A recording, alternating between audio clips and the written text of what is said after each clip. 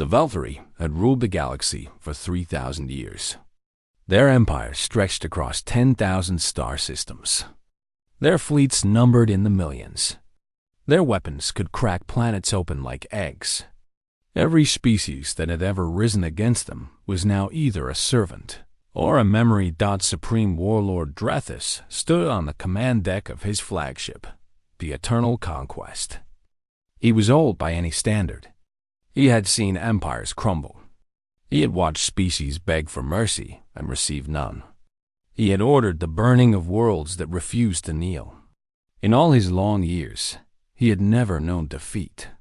He had never even known serious resistance.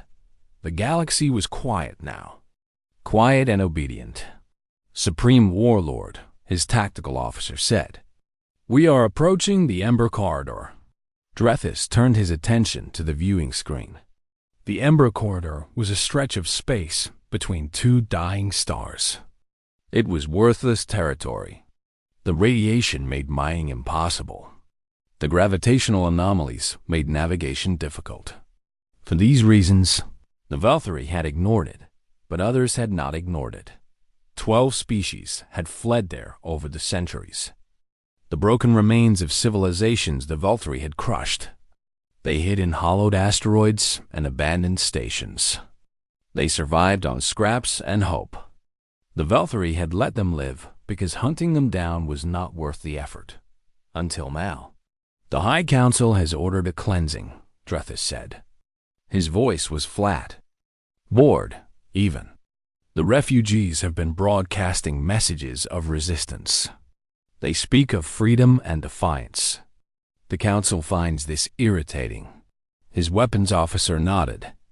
800 ships stand ready, Supreme Warlord. We will complete the cleansing within 6 hours." Drethus did not smile. He had stopped smiling long ago. There was no joy in crushing insects. There was only duty. Far away, on the edge of explored space, a small ship received an emergency transmission. The vessel was called the Steadfast Hope. It was a human research ship. 47 crew members. Minimal weapons. Its mission was to study stars and map gravitational currents. It was not built for war. It was not built for anything dangerous at all. Captain Yuna read the transmission in her small office. Her face did not change as she absorbed the words. A Valkyrie battle group was entering the Ember Corridor. 800 warships. Their target was the refugee populations hiding there. She knew about the refugees. Every spacefaring species knew about them. They were the survivors of Valkyrie conquest. They had nothing. They had no one. The galaxy had abandoned them because helping them meant facing the VELT. No. One faced the Valkyrie. Yuna closed her eyes for a moment. She thought about her crew. Young scientists mostly. Researchers who had joined to see the wonders of the universe. They had families back on Earth. They had dreams and hopes and futures waiting for them. She pressed the intercom button. "All crew to the bridge," she said. Immediately, they gathered in the cramped space. 46 faces looked at her with confusion and concern. First Officer Dongwu stood closest. He had served with her for 5 years. He knew her expressions. He knew something was very wrong. "I have received an emergency transmission," Yuna said. "The Valkyrie are moving to destroy the refugee populations in the Ember Corridor. 800 warships. No one is coming to help them. No one will try." The crew was silent. They understood. The Valkyrie were invincible. Everyone knew this. Fighting them was not courage. It was suicide. "The Ember Corridor is 4 hours away at maximum speed," Yuna continued.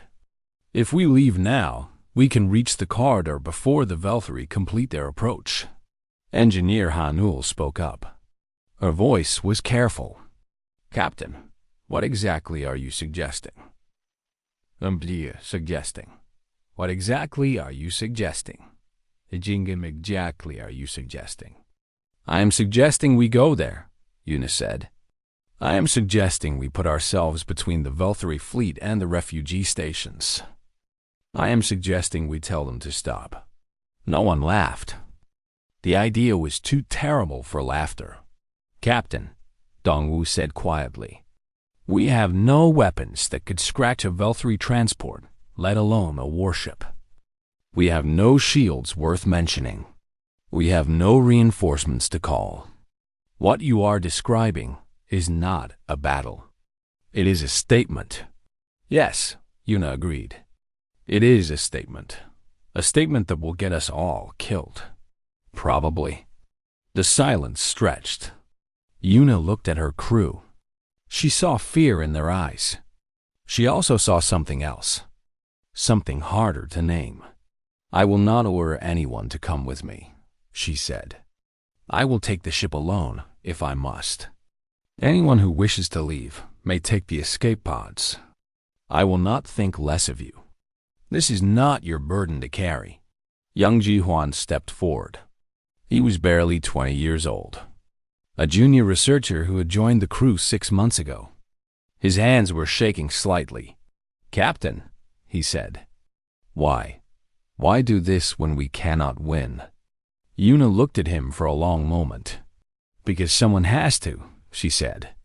Because those refugees have spent centuries watching the galaxy ignore them. Because the Velthari have spent 3,000 years believing that power is the only thing that matters. Because if we run, we become something I am not willing to become. She paused. And because humans do not abandon people who need help. Even when helping is impossible. Even when the cost is everything. That is who we are. That is who I am. No one moved toward the escape pods. Medic Yunbai spoke. She was older than most of the crew. Her voice was calm and sad and proud all at once. I did not join this crew to live forever. I joined to do something that mattered. I believe this matters. One by one, the others nodded. Not all of them. Some wept, some prayed. But none of them left. Dongwu turned to the navigation console. Setting course for the Ember Corridor. Maximum speed. 4 hours later, the Steadfast Hope dropped out of faster-than-light travel directly in the path of 800. Velthari warships. Captain Yuna sat in her chair. Her crew sat at their stations. The view screen showed a wall of death stretching across the stars. Ships the size of cities. Weapons that could burn continents. Power beyond anything humanity had ever known. Yuna opened a broadcast channel. Her voice was steady. Attention Velthari fleet. This is Captain Yuna of the human vessel Steadfast Hope. You are approaching protected territory. You will go no further. The words hung in the void. 800 warships faced a single tiny research vessel. And the universe held its breath. Supreme Warlord Drethus stared at the viewing screen for a long time. His tactical officers waited in nervous silence. No one had ever seen him confused before. In 3,000 years, the Velthari had encountered many things. Defiance was not one of them. What is that? Drethus asked. A human vessel, Supreme Warlord, the tactical officer replied. Classification, research, and survey. Crew complement, approximately 50. Weapons, minimal point defense systems. Shields, basic meteorite protection only. And it is blocking our path? Yes, Supreme Warlord. Drethus processed this information. He ran calculations in his mind. The human ship could be destroyed in 0.003 seconds. A single shot from a single weapon on a single ship would be enough. The Velthari had 800 warships. The mathematics of the situation were so absurdly one-sided that his mind struggled to understand why this was happening. Perhaps they do not understand what we are, he said. Open a communication channel. I will explain. The channel opened. On his screen appeared a human female. She was sitting calmly in a command chair. Behind her, other humans worked at their stations. They looked small and fragile, like insects pretending to be something important. "I am Supreme Warlord Drethus of the Velthari Dominion," he said. "You are blocking the path of 800 warships. I assume this is a mistake. I am giving you this one opportunity to move aside." The human female nodded slowly. "I understand this situation, Supreme Warlord. This is not a mistake. You will go no further." Drethus felt something strange. It took him a moment to identify the feeling. It was surprise. He had not felt surprise in centuries. "Human," he said carefully. "I have destroyed empires. I have burned worlds. I have crushed species so completely that their names have been erased from history. Do you understand what you are facing?" "I understand perfectly," the human said. Her voice was calm, almost pleasant. "You are the Velthari Dominion. You have ruled the galaxy for 3,000 years. Your power is absolute. Your fleet is invincible. I am Captain Yuna of the research vessel Steadfast Hope. I have 46 crew members, no significant weapons, and no possibility of reinforcement. Then why do you stay?" "Because someone has to." Drethus turned off the communication channel. He needed a moment to think. His officers watched him with growing concern. This situation did not fit any of their protocols. There were procedures for crushing resistance. There were no procedures for whatever this was. "Supreme Warlord," the weapons officer said. "Shall the first destroy the vessel?" Drethus raised one hand. "Wait." He reopened the channel. "Captain Yuna," he said. "I am curious. What exactly do you hope to achieve? You cannot stop us. You cannot slow us. You cannot even inconvenience us. What is the purpose of this action?" Yuna smiled slightly. It was not a happy smile. It was the smile of someone who had made peace with something terrible. "The purpose," she said, "is to stand here. That is all. To show the galaxy that when the Velthari came for the helpless, someone stood in the way. Not because they could win, but because standing is what good people do. That is irrational. Perhaps, but it is who we are." Drethus studied her face on the screen. He had conquered thousands of species. He had learned to read their expressions, their fears, their weaknesses. This human showed no fear. She showed something else entirely, something he did not have a word for. "You will die," he said. "Your crew will die. Your ship will be vaporized so completely that not even atoms will remain. And the refugees you are protecting will die anyway. Nothing you do here will change anything." "You may be right," Yuna agreed. "But I do not do this to change what happens. I do this to change what it means. What it means. For 3,000 years, you have taught the galaxy that power is everything. That the strong take what they want and the weak accept what they are given. Today, I teach them something different.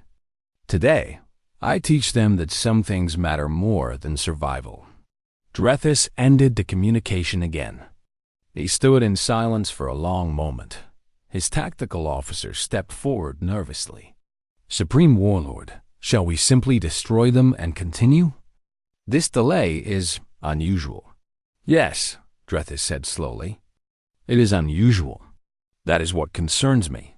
He gave an order, "Advance the fleet. Slowly. Let us see what these humans do when death approaches." The 800 warships began to move. They advanced at a fraction of their normal speed. Their weapons charged with a hum that could be felt across the void. They moved like a tide, inevitable and unstoppable. The Steadfast Hope did not move. On the bridge, Dongwu watched the tactical display with steady eyes. "They are advancing, Captain. Slowly, but advancing." "I see it," Yuna said. "They are waiting for us to run." "I know, Captain." Dongwu hesitated. "I need to ask. Do you have a plan?" Yuna looked at him. Her expression was almost apologetic. "I have stubbornness," she said. "It is almost the same thing." The fleet drew closer. The steadfast hope remained in position. The minutes stretched into something that felt like hours. The crew sat at their stations. Some of them prayed. Some of them wrote final messages to loved ones. All of them stayed. Engineer Hanul reported from her station. "Captain, I am detecting massive energy buildups across the Valkyrie fleet. They are charging weapons." "Understood. If they fire, we will not survive." "I know, Hanul. I just wanted to make sure you knew." Yuna smiled. A real smile this time. "Thank you for your concern. Stay at your station." The Valkyrie fleet stopped. It hung in space, a wall of metal and death and overwhelming power. Every weapon pointed at the tiny research vessel in its path. Drethus opened the channel one more time. "This is your final chance," he said. "Move aside, and I will let you leave. Continue this foolishness, and you will be destroyed." Yuna stood from her chair. She walked forward until she was directly facing the screen. Her crew watched her. The galaxy watched her. History itself seemed to lean in close. "Supreme Warlord Drethus," she said, "I am going to tell you something, and I want you to remember it. Not for today, for the future, for every day that comes after this one." She paused. "You can destroy us. You can burn our ship and kill our crew and scatter our ashes across the stars. But you cannot make us move. You cannot make us kneel.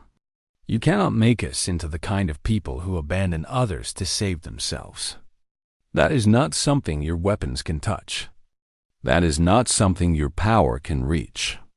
And as long as that remains true, you have not truly won anything at all." She returned to her chair and sat down. "You may fire when ready," she said. The channel closed. Supreme Warlord Drethus stood in the silence of his command deck. 800 ships waited for his order. One word, and the human vessel would cease to exist. He opened his mouth to give that word, and found, for the first time in 3,000 years, that he hesitated. The hours passed slowly. The steadfast hope remained in position. The Valkyrie fleet remained in position. Neither moved. Neither blinked. The standoff stretched across the void like a held breath. On the bridge of the eternal conquest, Supreme Warlord Drethus had given no new orders. His officers grew increasingly nervous. This was not how things were supposed to work. The Valkyrie gave commands. Others obeyed or died. There was no third option. "Supreme Warlord," the weapons officer said carefully. "The fleet awaits your order." "I am aware," Drethus replied. "Shall we destroy the human vessel?" "Not yet." The weapons officer exchanged glances with the tactical officer. Neither understood. Neither dared to question further. Drethus watched the tiny ship on his screen. It had not moved. It had not even adjusted its position. It simply floated there, a speck of defiance against the darkness. He found himself unable to look away. "Open the communication channel," he said. "I wish to speak with their captain again." Yuna's face appeared on the screen. She looked tired. Dark circles had formed under her eyes. But her voice remained steady. "Supreme Warlord, I assume you are not calling to surrender." Drethus almost smiled. Almost. "I have a question," he said. "Your species is new to the galaxy. You have not seen what we can do. You have only heard stories. Perhaps you believe we are exaggerating. Perhaps you think we are not as terrible as others claim." "I believe you are exactly as terrible as others claim," Yuna said. "That is why I am here." "Then explain something to me. Your behavior makes no sense. You cannot win. You cannot even fight. You are standing in front of a flood with nothing but your body.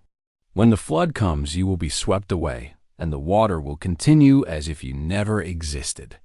What is the purpose? Una considered the question.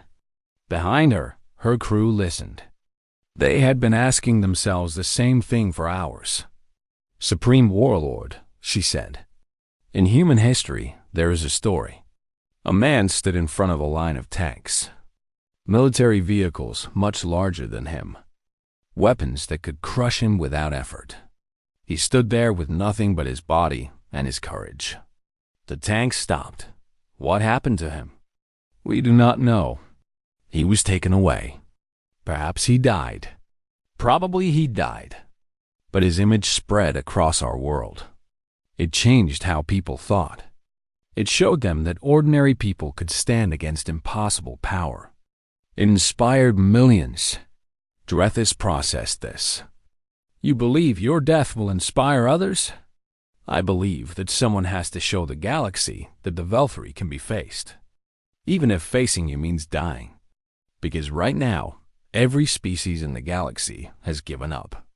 They believe resistance is impossible.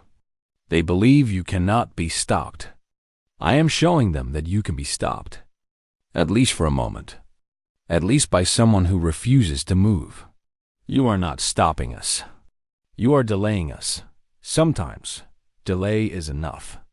The channel closed. Drethys turned to his tactical officer. Fire warning shots, he ordered. Maximum power. Miss the vessel by the narrowest margin possible. Show them what our weapons can do. The order was given.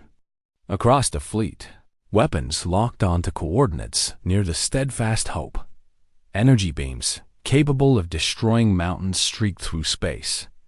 They passed so close to the human ship that the hull heated from proximity alone. On the Steadfast Hope, alarms screamed. The ship shook violently. Crew members grabbed their stations to stay upright. Engineer Hanul shouted readings as systems struggled to cope with the energy washing over them. Hull temperature rising. Outer plating at stress limits. If they fire any closer, we will not survive. Captain Una gripped her chair. Hold position. Captain, the heat is. Hold position. The warning shots ended. The Steadfast Hope remained where it was. Scarred. Damaged. But unmoved dot in the Ember Corridor. The refugee populations watched through long-range sensors. They had been watching since the human ship first appeared. They had expected it to die immediately. Then they had expected it to flee. Now they watched in growing amazement as it continued to stand. A transmission came from one of the refugee stations. It was addressed to the Steadfast Hope. Human vessel. This is Elder Tomas of the Refugee Council. We are watching you. We do not understand what you are doing. We have sent our gratitude and our farewells to your crew. We believe you will die for us. We wish to know why. Una opened a response channel. Her voice was hoarse from stress but still strong. Elder Tomas, we are dying for you because someone has to care. For too long, the galaxy has looked away from your suffering. For too long, everyone has accepted that the Velthury cannot be opposed. We are here to show that this is a choice, not a fact. We choose differently, but you will die. Yes, probably, but our deaths will mean something. And perhaps our deaths will remind others that meaning exists. That there is more to life than survival. That standing for something matters, even when standing seems hopeless. The Refugee Council fell silent. Then, slowly, other voices began to join the channel. Species that had been crushed by the Velthury centuries ago. Species that had given up all hope. Species that had forgotten what defiance felt like. They spoke words of thanks. Words of sorrow. Words of something that had been dead in their hearts for generations and was now, somehow, beginning to wake. On the Eternal Conquest, Drethys received reports of these transmissions. His intelligence officers played them for him. He listened to the voices of species his people had broken. He heard something in those voices that worried him. Supreme Warlord, his tactical officer said, The human vessel is broadcasting to the entire sector. Everyone can see what is happening. Everyone can hear their transmissions. Shut down their communications. We have tried. They are using frequencies we cannot block without destroying the ship entirely. Drethys stood very still. Supreme Warlord, the tactical officer continued nervously. What are your orders? Drethys did not answer immediately. He was thinking about something the human captain had said. About delay. About what delay could mean. About what was happening right now, while his fleet stood motionless in front of a single insignificant ship. He thought about the voices of the refugees. The hope he had heard creeping back into their words. He thought about what would happen if he destroyed the human ship. A moment of fire, and then it would be over. The fleet would continue. The refugees would die. Everything would return to normal, but the transmissions would not stop. The story would spread. The image of that tiny ship, standing alone against 800 warships, would travel across the galaxy. And everywhere it went, it would plant a seed of the idea that the Velthory could be faced. Supreme Warlord, the weapons officer said, "Give the order. Give the order. Let us end this." Drethys looked at his officer. He had served with this male for 200 years. He had never seen him hesitate before. "You hesitated," Drethys said quietly. "When I first ordered you to fire, you hesitated." The weapons officer lowered his gaze. Yes, Supreme Warlord." For a moment. "I do not understand why." Drethys nodded slowly. "Neither do I, that is what concerns me." He turned back to the viewing screen. The tiny human ship was still there. Still waiting. Still refusing to move. "We will wait," Drethys said. "We will see how long they can maintain this foolishness." And so the standoff continued. Hour after hour. The galaxy watching. History forming. And somewhere in the void, a crack was appearing in something that had seemed unbreakable. 12 hours had passed since the standoff began. On the command deck of the Eternal Conquest, the tension had become unbearable. Officers spoke in whispers. They exchanged confused glances. None of them understood why the fleet had not simply destroyed the human vessel and continued with its mission. Supreme Warlord Drethys had not moved from his position. He stood before the viewing screen, watching the tiny ship that refused to die. His face showed nothing. His thoughts were impossible to read. The weapons officer approached him carefully. He had served the Supreme Warlord for 200 years. He had participated in the destruction of civilizations. He had never questioned an order. But now, something was burning inside him that he could not name.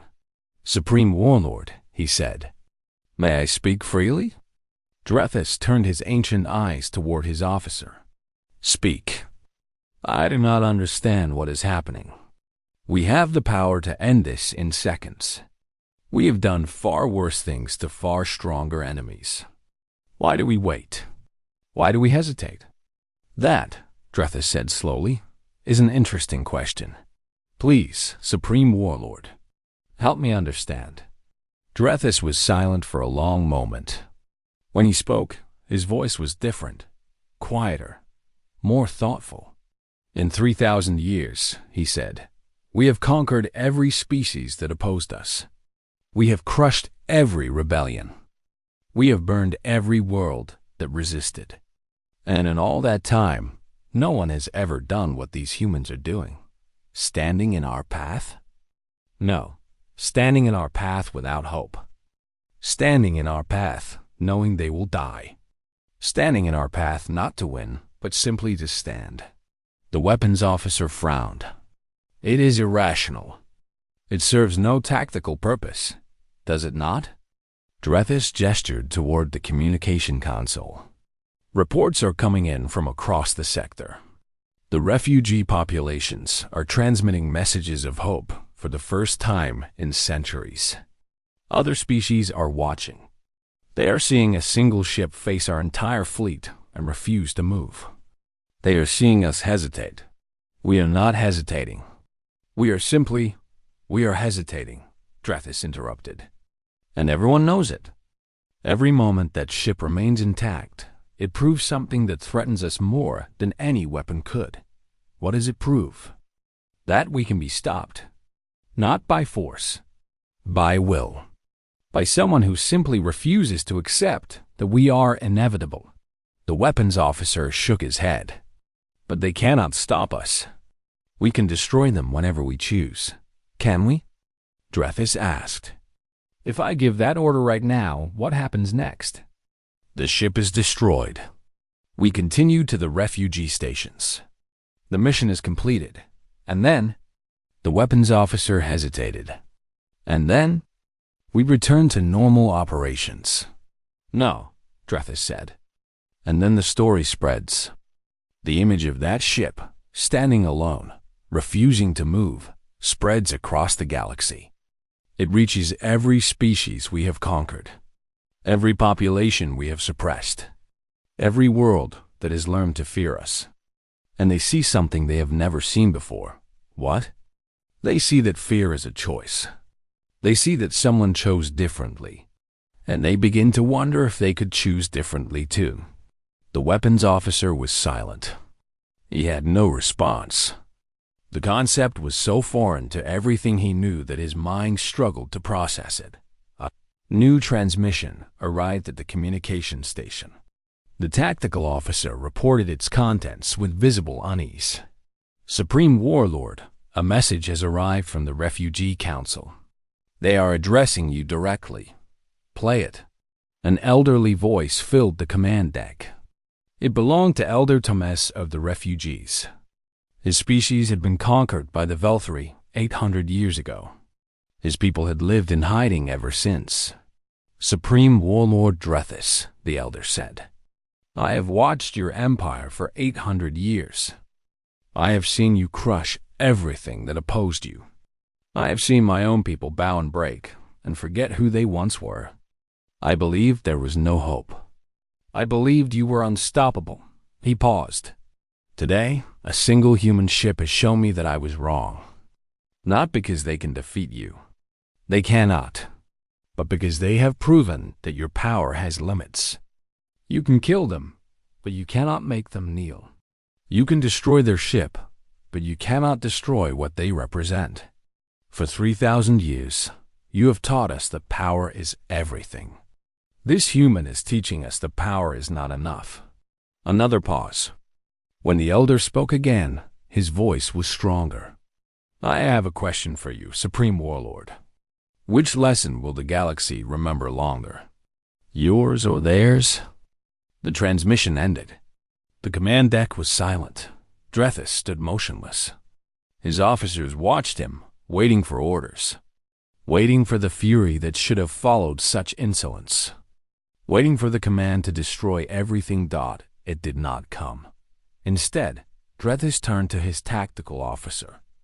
What is the status of the human vessel? Damaged from our warning shots. Their hull is stressed. Their systems are struggling. But they remain in position. And their crew? Still at their stations.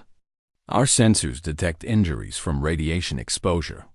Their medical officer is treating them. None have abandoned their posts. Drethys nodded slowly. He walked to the viewing screen and stood very close to it. The tiny ship hung there against the darkness. Battered. Broken. Unmoving. Captain Yuna, he said quietly, though no channel was open. What have you done? On the steadfast hope, the situation was growing desperate. Medic Mbai moved through the ship, treating burns and radiation sickness. The crew was exhausted. They had not slept in over 12 hours. Every alarm had long since been silenced, because there was no point in hearing them anymore. Captain Yuna sat in her chair. Her hands were steady, but her body ached. The radiation from the warning shots had done more damage than she had admitted to anyone. Dong Dashwu approached her quietly. Captain, You should let Yunbai examine you. Later. Captain. Later, Dongwu. I will not leave this chair until this is over. He nodded and returned to his station. He understood. They all understood. If this was their end, they would meet it standing. Or sitting, in the captain's case. But they would meet it facing forward. Engineer Hanul reported from her console. Captain, the Volturi fleet is showing unusual activity. Ships are changing formation. I cannot determine the purpose. Yuna leaned forward slightly. Can you identify any pattern? No. They seem uncertain. I have never seen Volturi ships move like this before. Young Ji-Wan looked up from his station. Captain, I have been monitoring their communications. They are using encrypted channels, but the volume of traffic has increased dramatically. They are arguing about something. Yuna felt something stir in her chest. She did not dare to call it hope. Continue monitoring, she said. Report anything unusual. Hours passed. The fleet continued its strange dance of indecision. The steadfast hope continued to hold position. And somewhere in the galaxy, something was beginning to change. In the refugee stations. People who had not prayed in centuries began to pray. Species who had forgotten their own languages of hope began to remember them. Children who had never known anything but fear began to ask their parents what courage meant. And on the eternal conquest, Supreme Warlord Drethus made a decision. He walked to the communication console. He opened a channel to his entire fleet. 800 ships. Millions of soldiers. The most powerful military force in galactic history. All ships, he said.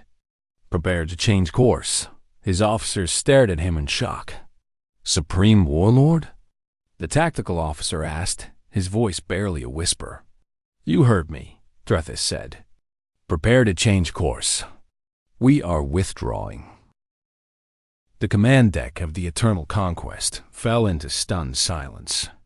Officers who had served for centuries stared at their Supreme Warlord with expressions of disbelief. The tactical officer stepped forward, his voice trembling. Supreme Warlord, I must have misunderstood. Did you say we are withdrawing? Your hearing is excellent, Drethus replied. We are withdrawing. But the mission. The High Council ordered us to cleanse the Ember Corridor. The refugees must be destroyed. They are spreading messages of resistance. They are inspiring. I am aware of what they are doing, Drethus interrupted. His voice was cold, final. I am also aware of what destroying that human ship would accomplish. It would give the galaxy something far more dangerous than messages of resistance. It would give them a symbol. A story. A proof that even the weakest can stand against us and choose how they die. We have destroyed symbols before. We have destroyed ships and planets and civilizations. We have never faced anything like this. Drethus turned to face his officer directly. If we destroy them, we prove that they were right. We prove that our only answer to courage is violence. We prove that we are exactly what they say we are. Bullies who can only respond to defiance with murder. We are not bullies. We are conquerors. What is the difference? The tactical officer had no answer. One of the younger officers stepped forward. His name was Kelvern, and he had always been the most loyal, the most devoted, the most certain. Supreme Warlord, Kelvern said. This is madness. If we withdraw, the galaxy will see it as weakness. Every conquered species will begin to question our power. Rebellions will spread. Our empire will crumble. Drethus looked at him with ancient, tired eyes. Perhaps. Or perhaps our empire has been crumbling for centuries, and we simply refuse to see it. Tell me, Kelvern, when was the last time anyone served us out of anything except fear? Fear is effective. Fear is temporary.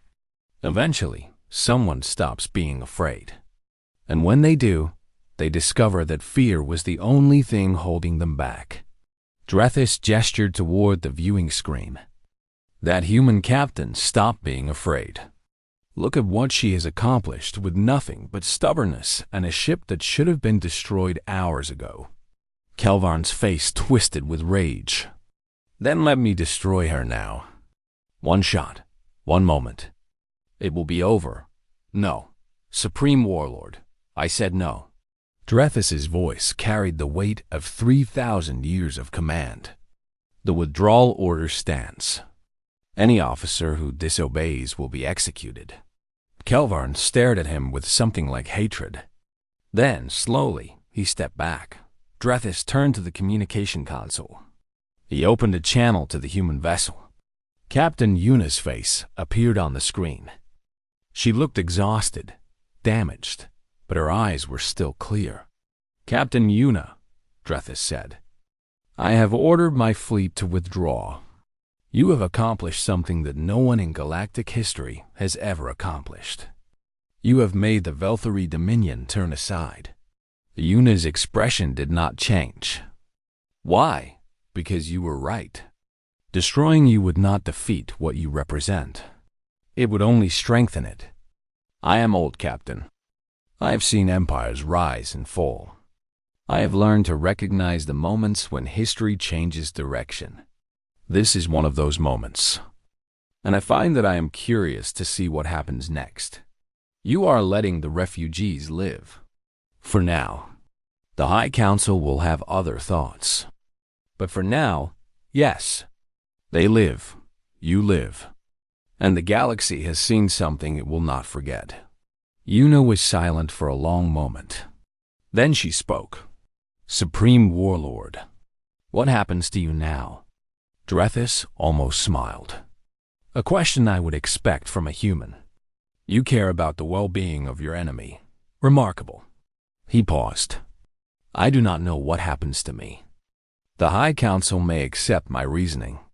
They may execute me for disobedience. Either way, I have made my choice. Why? After 3,000 years, why change now? Drethys considered the question carefully. Because, he said, you showed me something I had forgotten. That there is a difference between conquering and winning. I have conquered countless worlds. But I have never truly won anything. Winning requires that your enemy chooses to accept defeat.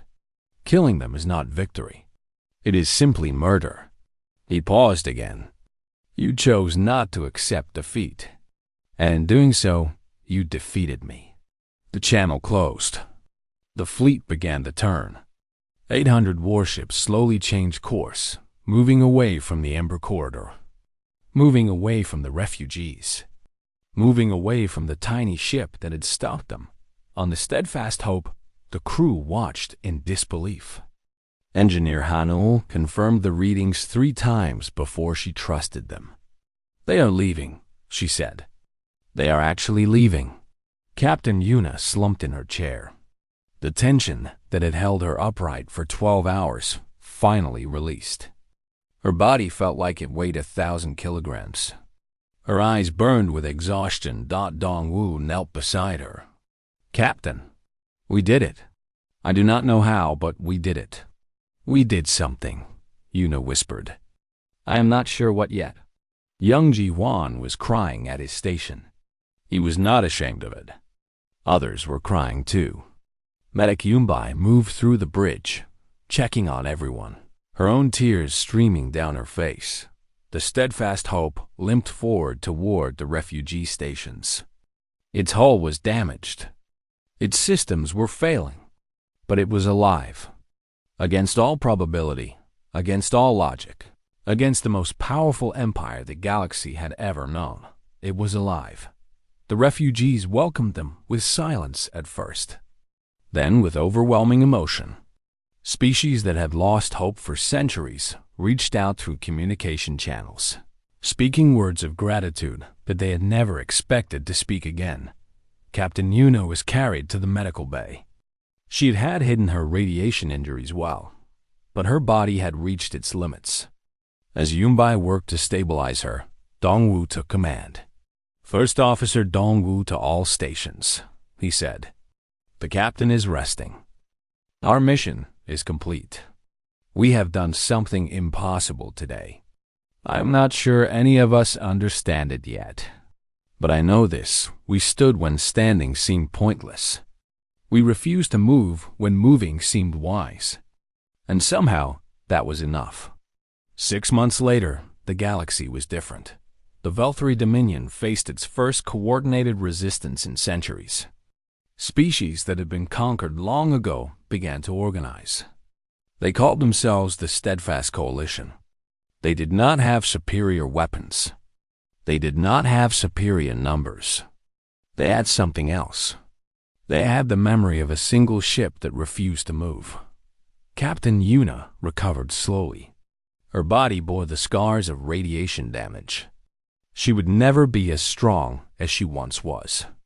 But her mind was clear, and her spirit was unbroken. She received messages from across the galaxy, from species she had never met, from worlds she had never visited.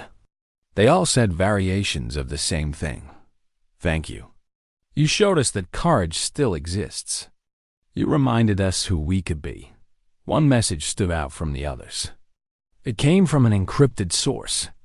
When Yuna opened it, she found herself looking at a Velthari face. The face was young, uncertain, but determined. "Captain Yuna," the Velthari said. "My name is Vorth. I was an officer on the Eternal Conquest. I watched what you did. I heard your words. I have been thinking about them ever since." He paused. "I have left the Dominion. I am requesting asylum with the Steadfast Coalition. I do not know if I deserve it. I have done terrible things. But I want to learn how to be different. I want to learn how to stand for something instead of just conquering everything." His message ended with 2 words: "Teach me." Yuna looked at those words for a long time. Outside her window, the stars burned cold and eternal. The galaxy stretched on forever, full of darkness and light, cruelty and kindness, despair and hope. She thought about a ship that refused to move. She thought about a crew that chose to stand. She thought about an empire that had cracked, just slightly, because someone had reminded them that power was not everything. She began to write her reply. "Vorth," she typed. "There is nothing I can teach you that you do not already know. You have already learned the hardest lesson. You have learned to question what you were told was unquestionable. You have learned to imagine being different. The rest is just practice." She paused, then added, "Welcome to the Steadfast Coalition. We are glad to have you." Outside, the universe continued its ancient dance. Empires rose and fell. Stars were born and died. But somewhere in the vastness, a new story was spreading. A story about a tiny ship and a tired captain and a fleet that turned aside. A story about the day humanity taught the galaxy that some things matter more than winning. And the galaxy, slowly, was beginning to believe it.